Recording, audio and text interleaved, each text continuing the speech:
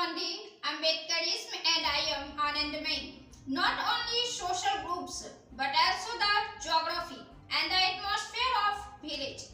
We are divided based on the notions of purity and pollution because the Hindus consider south as the most polluted direction.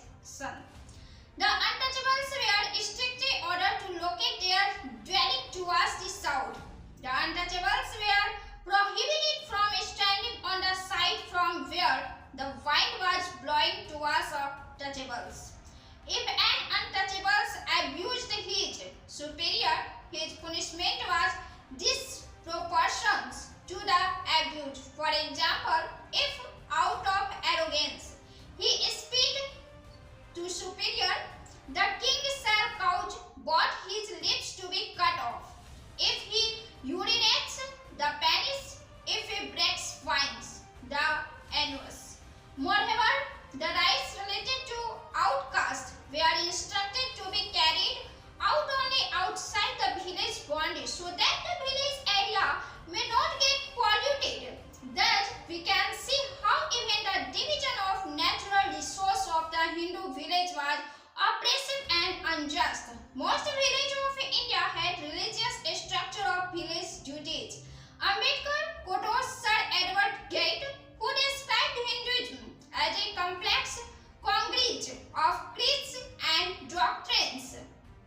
In centers within its portals, monotheists, polytheists, and pantheists, worshippers of the great gods Shiv and Vishnu or of their female counterparts, as well as worshippers of the divine mothers, of the spirit of trees, rocks, and streams, and of the tutelary village deities.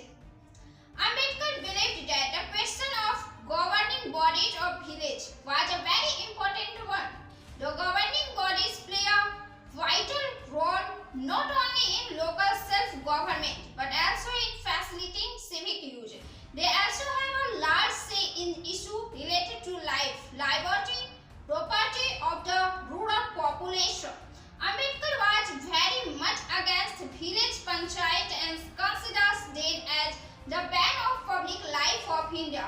Quoting Mr. R.G. Pradhan, who was one of the members of the committee appointment in 1925 to report upon the working of the Village Panchayat Act of 1920. Ambedkar writes that the village system has acted as an agent for fulfilling local particularism with local patriotism. For this reason, he argued, India has never become a united country. While discussing the constitution of the panchayat, he mentioned that for the depressed class for the provision of adult suffrage was not sufficient. Due to minority presence of depressed class in most villages, thus provision of adult suffrage would never result in the conversion of minority into majority. Based on this, Ambedkar pleaded for a special representation in the village panchayats for the depressed class. Thus, for the sake of self-representation of all the people, despite accusation, he admitted to the charge of communalism and said that he was convinced that communalism must be my policy. Especially, Ambedkar questioned the role of religious texts and sanction in the development of village organizational structure. He time and again proved the caste system as the very basis of Indian village organization. He smartly revealed the privileged status of Brahmins within these settings and also highlighted the exclusion and illegitimation of various social groups, especially the untouchables. Due to this training in economics, Ambedkar was able to locate the structural roots of